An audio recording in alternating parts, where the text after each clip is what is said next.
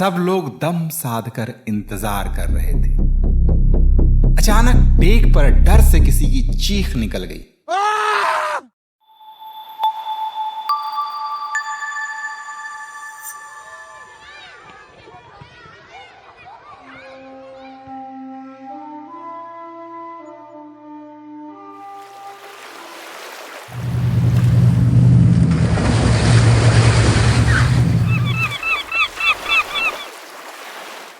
वह जहाज दुनिया का चक्कर लगाकर देश लौट रहा था। मौसम शांत था, इसलिए हर कोई डेक पर आ गया था।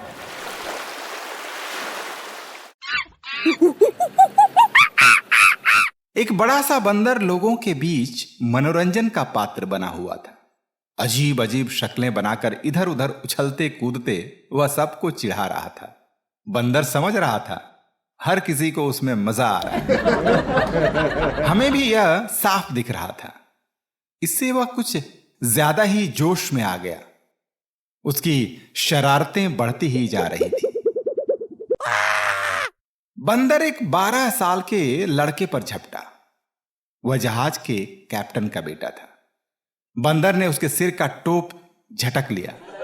उसे अपने माथे पर पहनकर वह जहाज के मस्तूल पर चढ़ गया। हर ओर खिलखिलाहट गूंजी, लेकिन लड़का समझ नहीं पाया वह हंसे या रोए। बंदर मस्तूल की पहली बल्ली पर बैठ गया।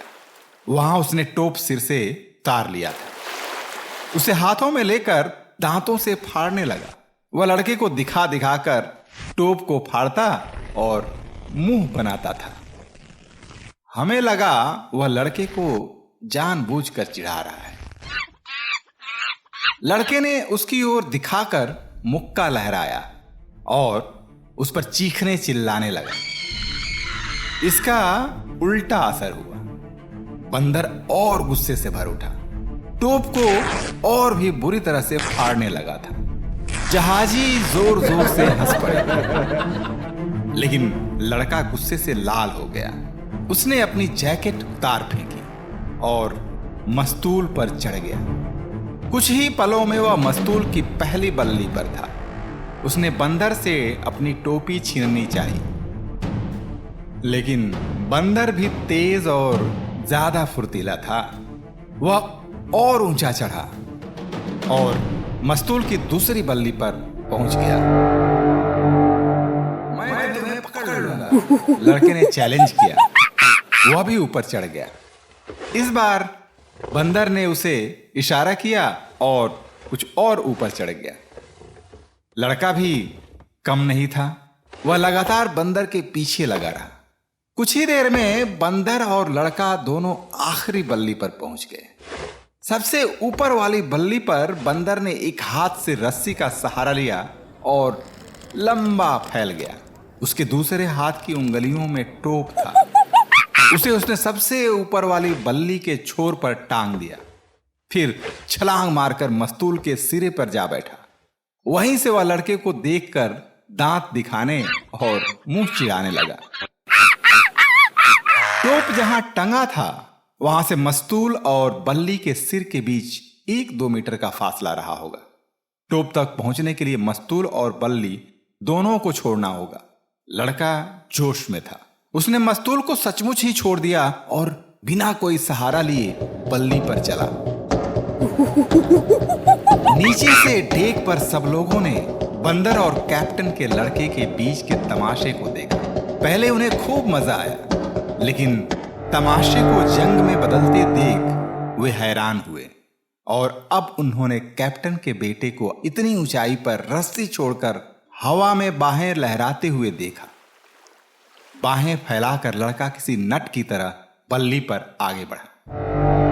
नीचे सबके होश उड़ गए। मामूली गलती से लड़के का पैर फिसल सकता था। वह उस ऊंचाई से सीधा डेक पर गिरता। वहां से गिरकर जिंदा बचने का कोई सवाल ही नहीं था। अगर पैर जमाकर वह बल्ली के आखिरी छोर से टोपी उतार भी ले, अब वापस लौटकर मस्तूल तक पहुंचना शायद मुश्किल होगा। हादसा अब किसी भी क्षण हो सकता था। सब लोग दम साधकर इंतजार कर रहे थे। अचानक टेक पर डर से किसी की चीख निकल गई। चीख सुनकर लड़के को जैसे होश आया। उसने नीचे देखा और अब उसके पैर डगमगाने लगे। इसी समय जहाज का कैप्टन अपने केबिन से बाहर निकला। हाथ में बंदूक थी, आसमान में तनी हुई। वह आसमान में इधर उधर दिख रही कुछ सीगल्स का शिकार करने निकला था।